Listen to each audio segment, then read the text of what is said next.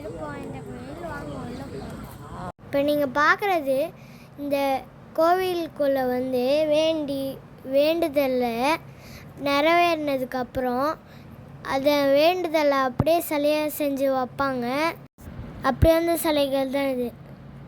இப்போ நீங்கள் பார்க்குறது வந்து நம்ம ஆக்டர் ஆர்ஜே பாலாஜி இருக்கார்ல, அவர் வந்து இந்த கோவிலுக்கு வந்து டேரக்டராக ஆகணும்னு வேண்டிக்கிட்டு போய் அது நிறைவேறினோடனே வச்ச பொம்மை தான் இது.